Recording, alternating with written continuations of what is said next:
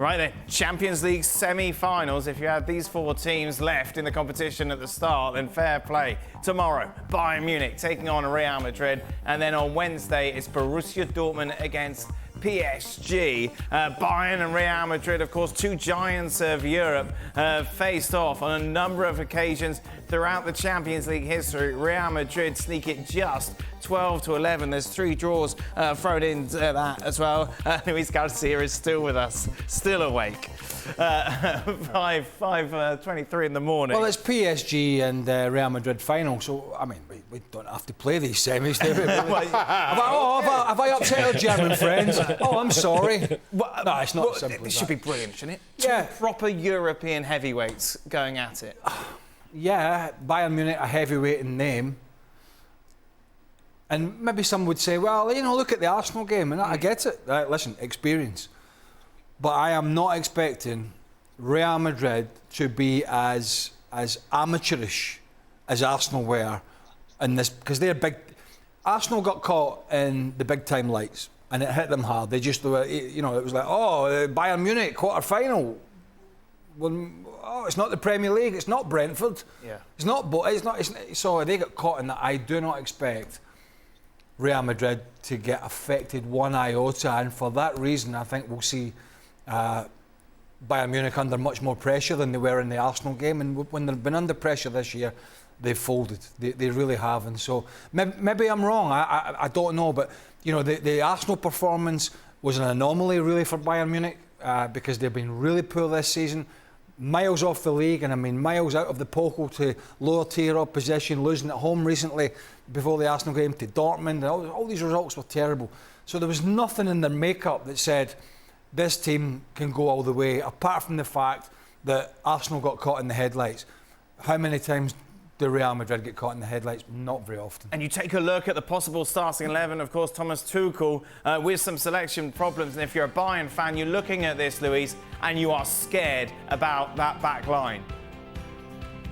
Yeah, exactly. I think that's the big problem that the Bayern Munich had during the whole season. I mean, that consistency, allowing so many chances, conceding so many mistakes at the back. You know that up front, you're going to have opportunities. You got a fantastic striker who can kill the game in just 2 chances.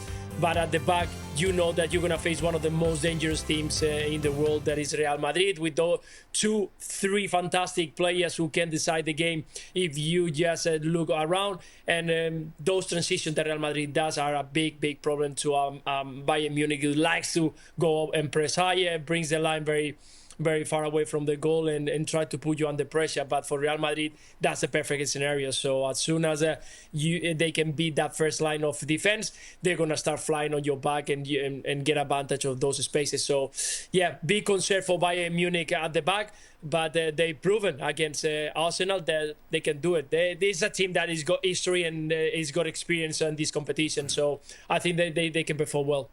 It's interesting, and it is kind of comparing. He's hoping. Well, of course he's hoping. Yeah, of course he's hoping. We know. That's the last thing that you lose. We know. That is that. But you can't imagine Real Madrid putting an Arsenal-like performance. No, not at all. Not in this competition at all. I think this is well, certainly the first thing is about Bayern Munich and the fact that this is all they have left. And while Craig's right, they haven't looked themselves in the league. They lost that a long time ago in actual fact. I think as a result, they maybe have lacked some motivation around league performances, and you saw the best of who Bayern Munich can be in the Champions League. Yes, huge concerns. Kimmich is not a natural right back.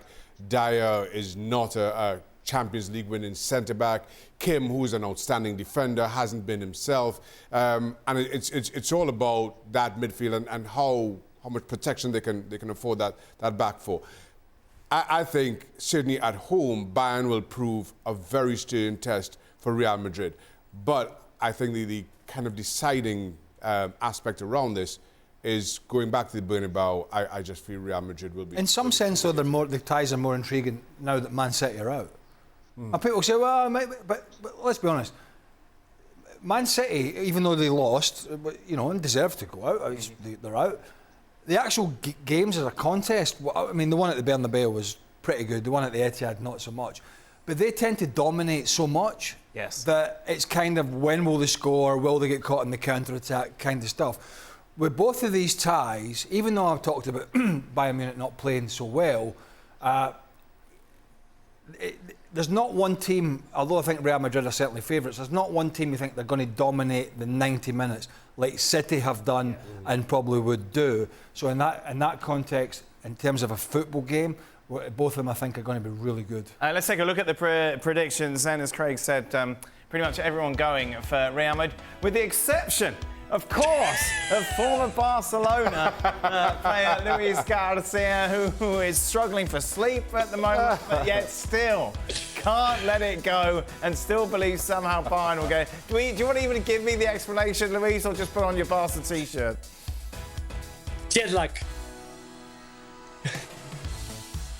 Oh, he's gone. I can't hear him. I think. No, I can't. I think he has to He's be had the enough. jet He's lag. gone to bed. That's it. Yeah. All right, To then. be honest with you, that's a couple of hours longer than I thought he would have lasted. He's Hey, you hit snooze. Luis, You hit snooze. when there's any sort of I'm still problem, here. pull the plug and run. It's done. Go to bed. Luis Garcia, thank you so much. Much appreciated.